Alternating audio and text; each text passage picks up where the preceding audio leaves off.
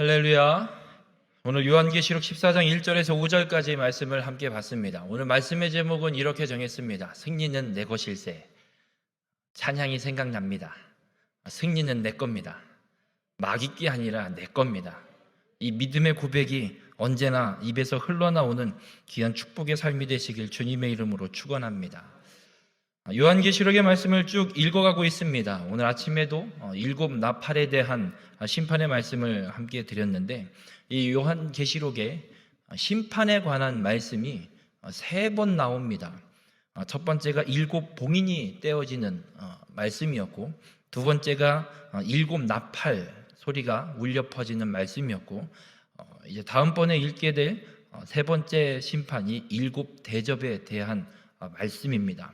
그래서 세 번의 심판 말씀이 기록되는데, 두 번의 심판 말씀이 끝나고 그리고 세 번째 심판 말씀 전에 이야기가 하나가 전혀 생뚱맞은 심판이라기보다는 어떤 전쟁에 대한, 하늘에서 일어나는 전쟁에 대한 이야기가 오늘 읽지는 않았지만 12장부터 14장까지에 기록되어 있는 것을 보게 됩니다. 우리가 오늘 이 말씀을 통해서 한 가지 기억할 것, 하나님께서 두 번의 심판의 말씀을 일곱 봉인과 일곱 나팔의 말씀을 선언하실 때 심판으로 절대 끝내지 않으십니다.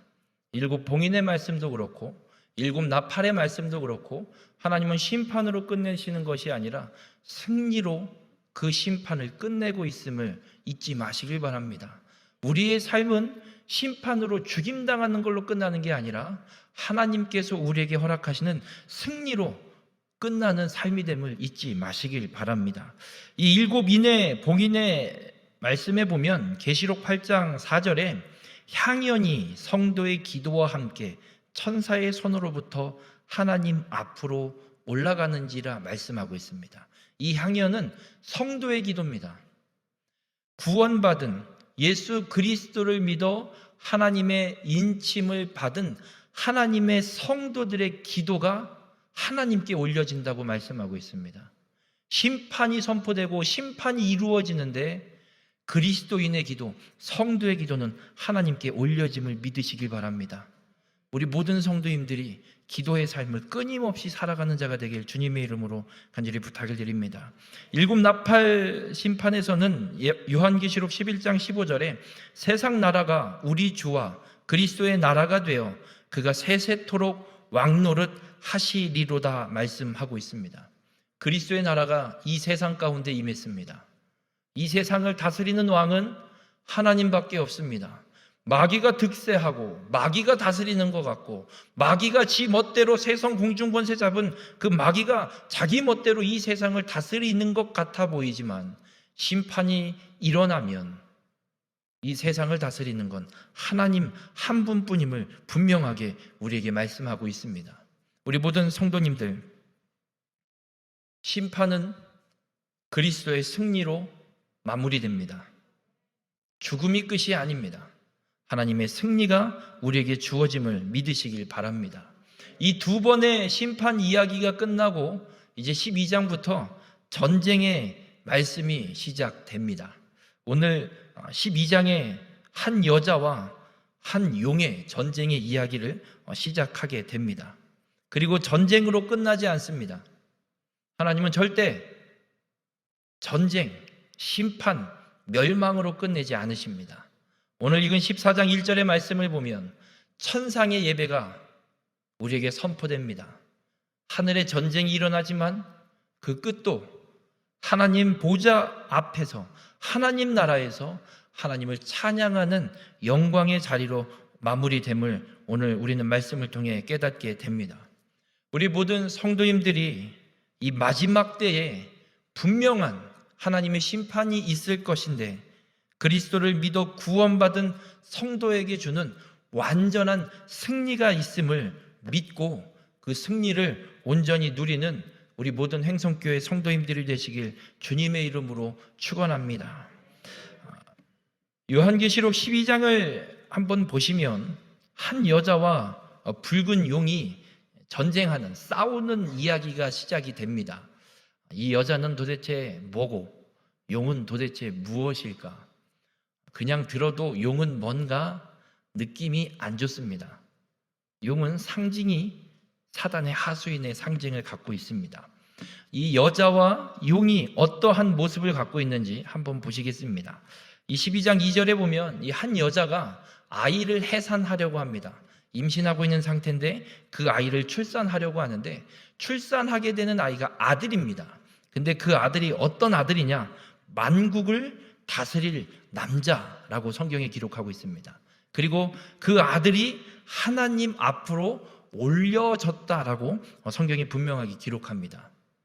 그리고 이 아이를, 여자가 아들을 출산하고 이 아들을 양육하기 위해서 1260일을 광야로 도망가서 이 아이를 양육하는 말씀이 12장 1절부터 6절까지 기록되어 있습니다. 여러분, 뭐가 생각나십니까? 한 여자가 아이를 낳고 만국을 다스릴 아들을 낳고 하나님 앞에 올려지는 아들을 낳고 광야로 피신한 자. 예수님의 탄생 이야기가 너무나 똑같습니다. 한 여인이 아들을 낳습니다. 유대인의 왕을 낳습니다. 그리고 헤롯을 피해 광야를 거쳐 애굽으로 갑니다. 이 한 여자가 아이를 출산하는 이 이야기는 예수님의 탄생 이야기와 너무나도 유사하고 비슷합니다. 여러분, 이 말씀은 하나님께서 말씀하신, 구약의 선지자를 통해 말씀하신 복음이 성취된 걸 우리에게 말씀해 주고 있습니다.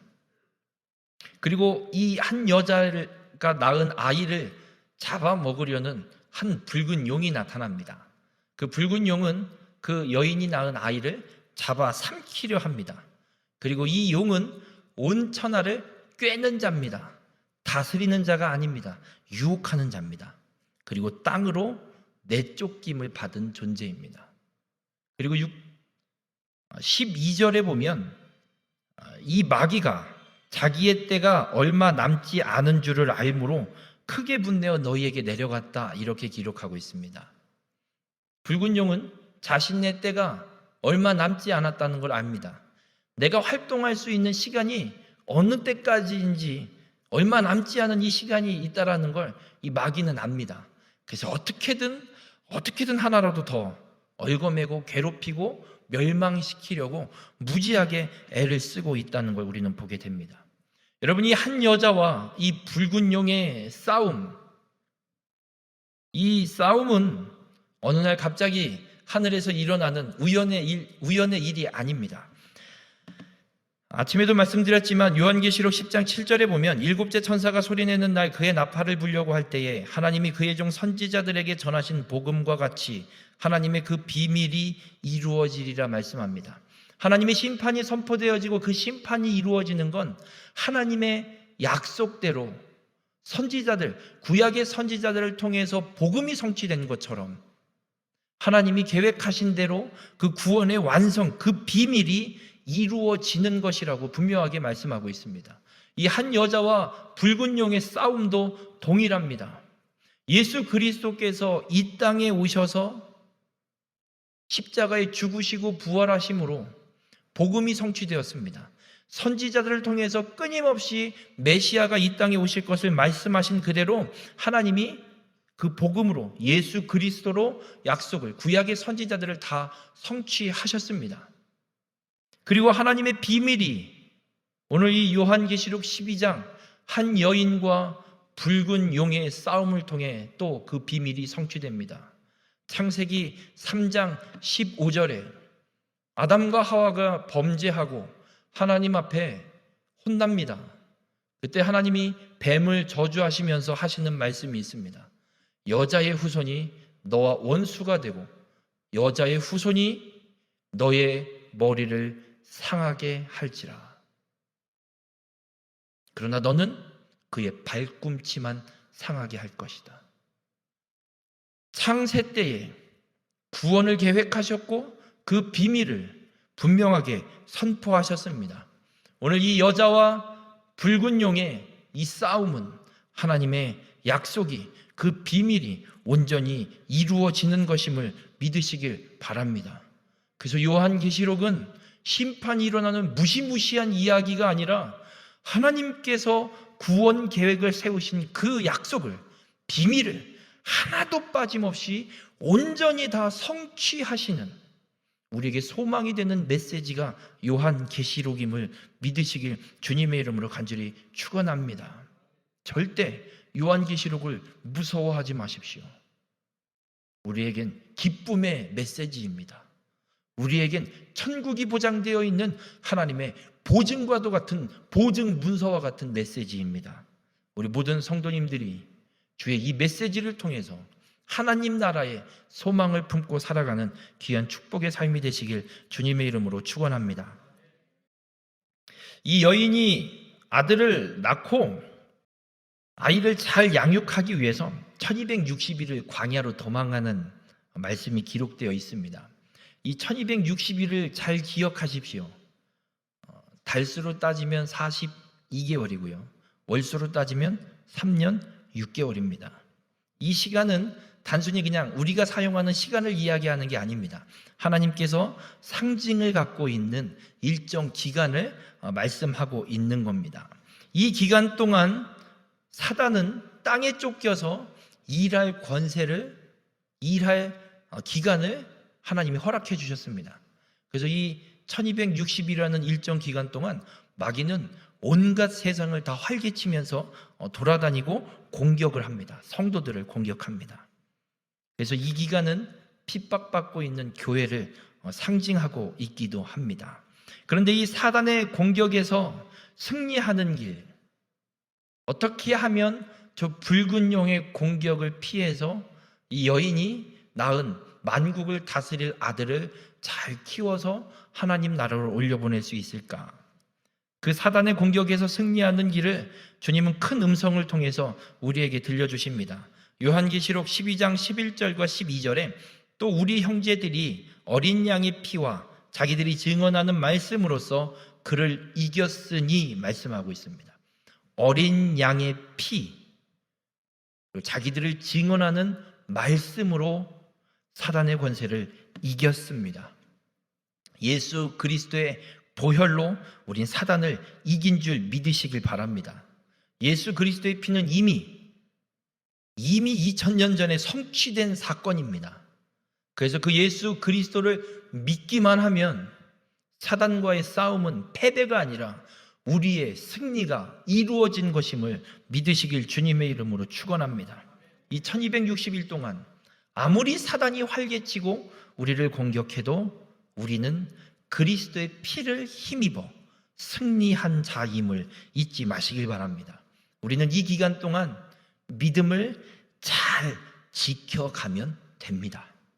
우리 모든 성도님들 믿음을 잘 지켜서 천국에 들어가는 승리를 누리는 귀한 축복의 삶이 되시길 주님의 이름으로 축원합니다.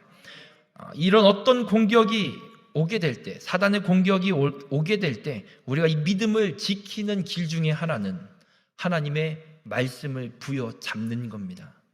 요한계시록에 기록된 주의 이 메시지를 부여잡으면 천국의 그 승리, 그 소망, 그 기쁨이 우리에게 충만해집니다.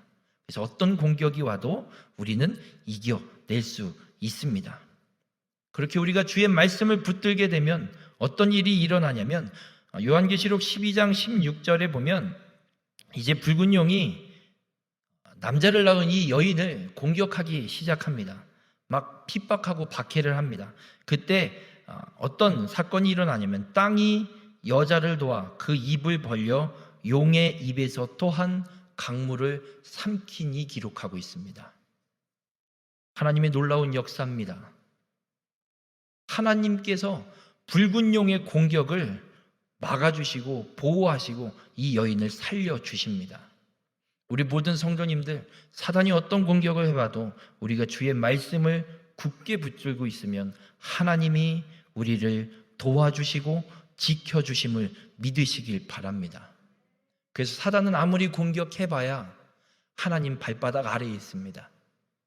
여러분 여쭤보겠습니다. 개미가 여러분을 공격하면 공격이 된다고 생각하십니까? 개미는 길바닥에 기어다니고 있습니다. 기어다녀서 올라와 봐야 발바닥 아래에 있습니다. 밟고 비틀면 끝납니다. 사단은 하나님의 발바닥 아래에 있습니다. 어떤 공격도 예수 그리스도를 믿어 하나님 앞에 인침받은 하나님의 백성을 해할 수 없음을 믿고 승리의 삶을 살아가는 귀한 믿음의 성도님들이 되시길 주님의 이름으로 축원합니다. 한 여자와 붉은 용의 사건이 전쟁이 일어난 뒤에 13장에 보면 두 짐승이 등장합니다. 한 짐승은 땅에서 나오고 한 짐승은 바다에서 나옵니다. 13장에 이 두 짐승에 대한 이야기 모습이 잘 기록이 되어 있는데, 먼저 이 바다에서 나온 짐승의 모습을 보면 열뿔, 열왕관, 머리가 7, 그리고 신성 모독하는 이름을 갖고 있습니다. 뿔이 10개, 그 뿔에 왕관을 하나씩 다 갖고 있고 머리가 7개, 무섭습니다. 2절엔 표범, 곰의 발, 사자의 입, 용이 능력과 권세를 줬습니다.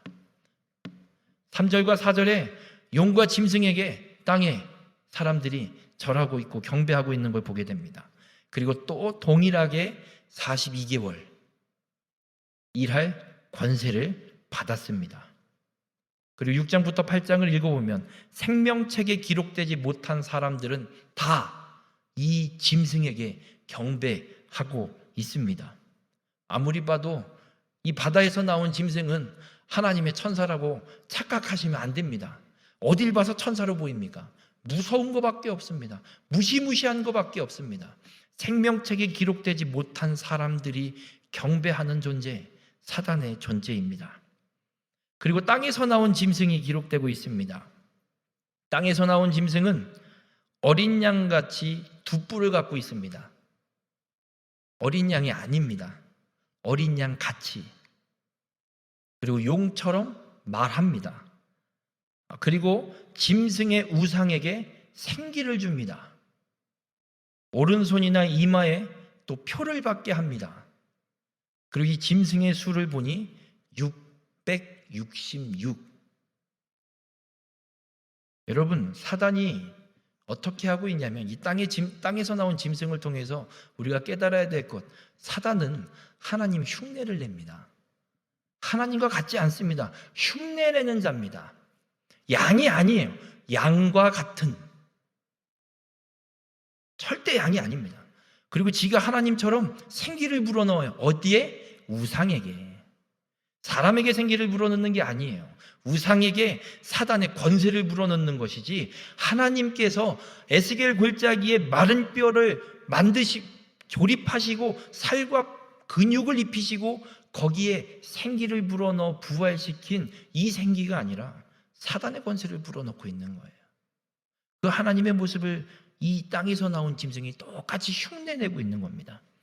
여러분, 하나님의 인침을 받은 자, 하나님의 백성, 예수 그리스도의 피를 힘입어 하나님께 인침을 받은 하나님의 백성들 14만 4천 상징하는 숫자로 주님이 말씀하셨습니다.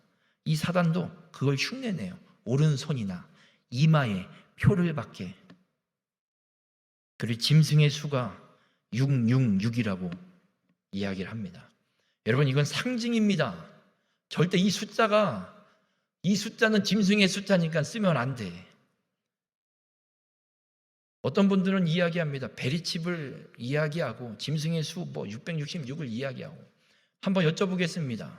제가 천안에 함께 한 지방에 있었던 목사님이 차를 천안에 있을 때 이야기입니다. 차를 뽑으셨는데 차 넘버가 몇 번인 줄 아십니까? 6660. 그럼 그건 마귀차입니까? 그럼 그 목사님은 마귀차 타고 다니는 겁니까? 여러분, 이건 상징을 갖고 있는 것이지 이 숫자가 마귀라는 걸 이야기하는 게 아닙니다. 절대 이 숫자 갖고 666번째야? 왜 번호표가 하필이면 666번이야? 에이, 이런 거 하지 마시기 바랍니다. 절대 숫자 3개 갖고 겁먹거나 쫄거나 괜히 미신처럼 흔들리지 마시길 바랍니다. 이 666이 어떤 상징을 갖고 있는 거냐면, 마귀는 하나님을 지금 흉내내고 있다고 말씀드렸습니다. 여러분, 성경에 완전수가 몇 가지가 있습니다. 12도 완전수지만 7, 하나님의 창조의 수입니다. 창조가 완성되는 건 7일입니다. 7일 동안 창조가 완성된 것이지 6일은 미완성입니다.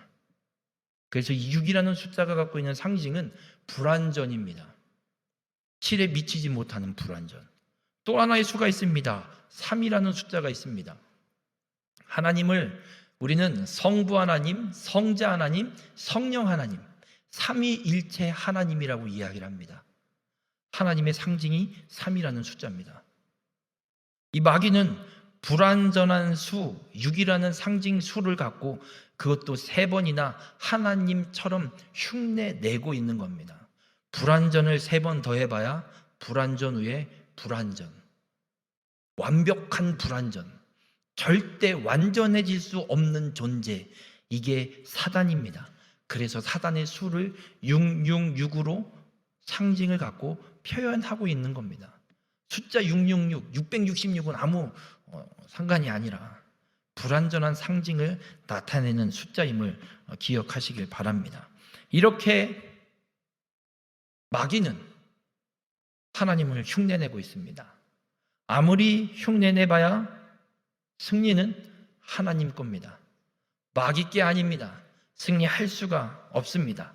우리 모든 성도님들, 승리하신 하나님을 믿고 그 하나님 나라에 소망을 품고 살아가는 귀한 축복의 삶이 되시길 주님의 이름으로 축원합니다. 하나님의 이 때가 될 때까지 하나님 흉내를 내는 이 마귀는 끊임없이 하나님의 성도들을 괴롭힙니다. 하늘에 있을 데가 없어서 쫓겨나서 땅으로 내려온 존재가 사단입니다. 그리고 성도와 교회를 괴롭히고 공격하고 핍박합니다. 여러분, 이런 사단의 공격에 그리고 핍박에 승리는 하나님의 어린 양의 피를 입은 하나님의 백성들에게 있음을 분명하게 선언하고 있습니다.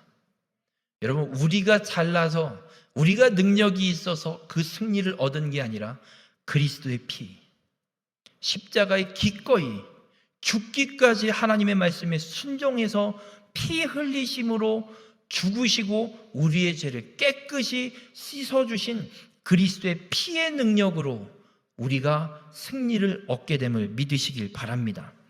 요한계시록 12장 11절 아까 읽어드린 말씀에 어린 양의 피와 자기들이 증언하는 말씀으로써 그를 이겼으니 기록하고 있습니다. 여러분, 이 이겼으니라는 원어의 시제는 과거형입니다.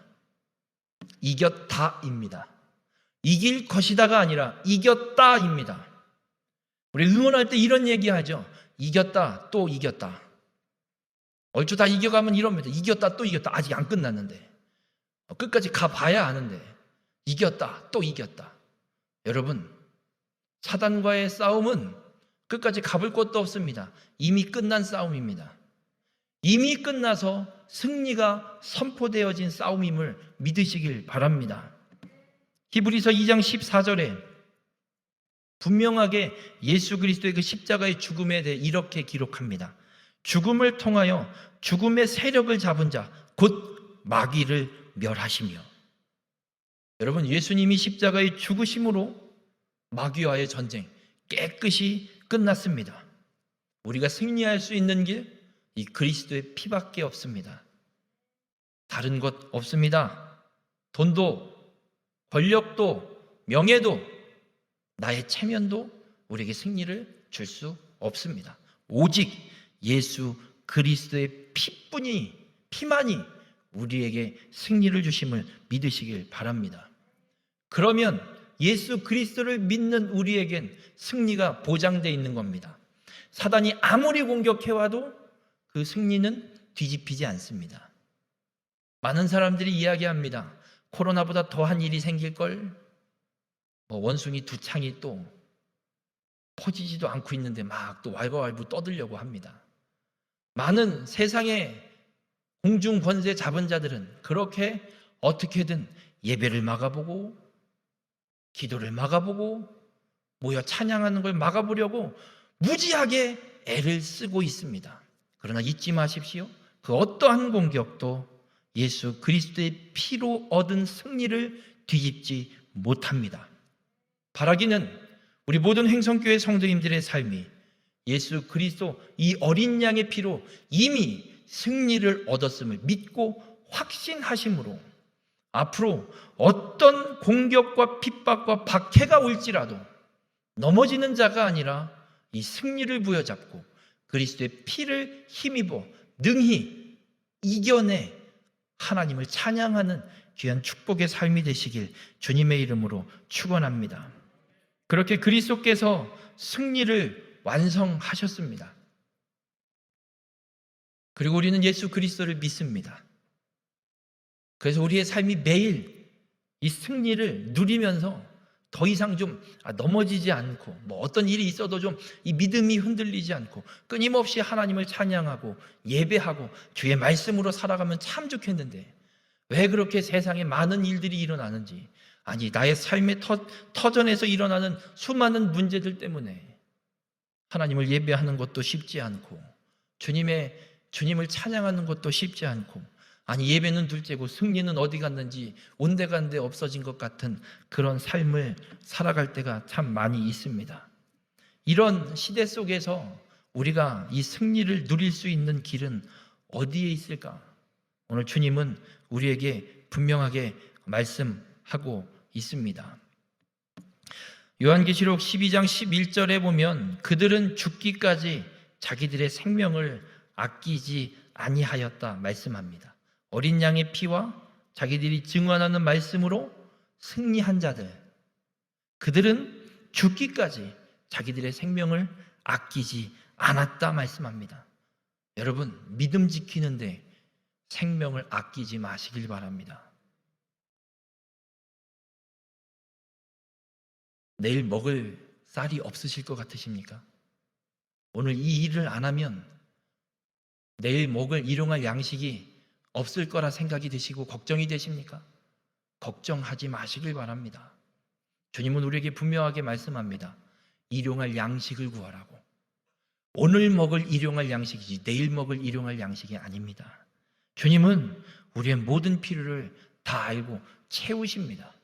믿고 그 믿음을 지키기 위해 내 생명도 아끼지 않는 자에게 주님은 분명하게 채우시고 승리를 허락하심을 믿으시길 바랍니다.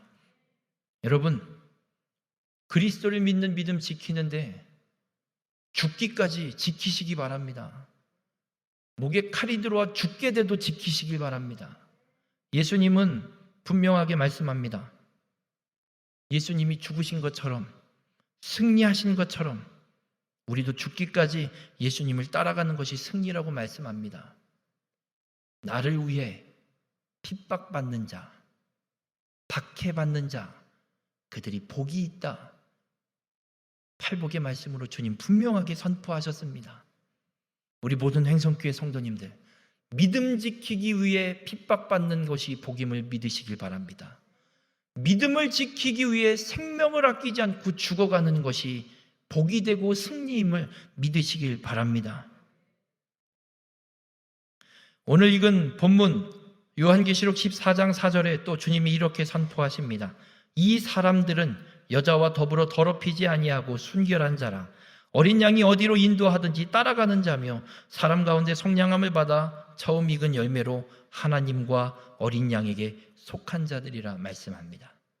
시온산에서 하나님을 찬양하는 자들에 대한 말씀입니다. 하나님의 나라에서 영원한 승리를 얻고 그 하나님 나라에 들어가 누구도 배울 수 없는 찬양을 하나님 앞에 올려드리는 자가 어떤 자냐? 어린 양이 어디로 인도하든지 따라가는 자. 우리 모든 행성교회 성도님들은 어린 양이 어디로 인도하든지 끝까지 따라가는 믿음의 삶을 살아 승리를 누리는 우리 모든 성도님들 되시길 주님의 이름으로 간절히 부탁을 드립니다. 우리의 삶에 일어난 수많은 문제들 때문에 승리를 잊어먹고 사십니까? 어린 양이 날 어디로 인도하시는지 묻지도 따지지도 마시고 그리스도께서 인도하시는 곳이라면 어디든 끝까지 따라가는 자가 되시길 바랍니다. 그것이 승리입니다. 진흙탕 길로 주님이 인도하실지라도 끝까지 따라가는 것이 승리입니다. 권력에 있는 자리로 인도하실지라도 그 끝까지 따라가서 믿음을 지키며 내게 맡겨주신 사명을 감당하는 것이 승리입니다. 있는 재산 다 털어먹고 건강까지도 다 잃어버리고 끝까지 나를 따라오라고 주님이 인도하시는 그 길을 따라가는 것이 승리임을 믿으시길 바랍니다. 그래서 이 승리를 누리기 위해 또 이렇게 선포합니다. 요한계시록 14장 12절에 성도들의 인내가 여기 있나니 그들은 하나님의 계명과 예수에 대한 믿음을 지키는 자니라. 승리를 누리는 삶, 인내가 있어야 합니다. 인내해야 됩니다. 어떤 고난이 있어도 아무리 힘들어도 주님이 주실 이 승리, 하나님 나라를 소망으로 품고 인내함으로 살아가는 것, 그리고 예수에 대한 믿음을 지키는 자가 승리를 누리는 삶이라 말씀합니다. 이어서 13절에 또 이렇게 말씀합니다. 지금 이후로 주 안에서 죽는 자는 복이 있도다 하시매 성령이 이르시되 그러하다 그들이 수고를 그치고 쉬리라 말씀합니다. 여러분, 어떤 고난과 핍박 혹은 삶의 문제 때문에 힘겨운 삶을, 시간을 보내고 계십니까? 그럼에도 믿음을 지키시길 바랍니다. 인내하시길 바랍니다. 어떤 고통이 있어도 인내하시길 바랍니다. 그렇게 예수 그리스도를 믿는 믿음을 지키고 인내하며 살다 죽게 되면 복이 있다 말씀하셨습니다. 복이 됨을 믿으시길 바랍니다. 왜냐하면 하나님 나라의 모든 수고를 그치고 영원한 안식을 누리게 되기 때문에 그렇습니다.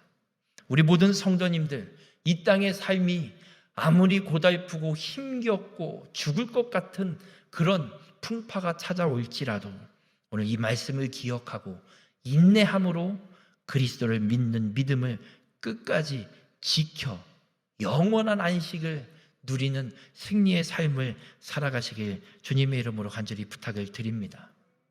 그리스도께서 승리하셨습니다. 이미 승리하셨습니다. 그리스도께서 그 승리를 예수 그리스도를 믿는 자에게도 동일하게 허락하셨습니다.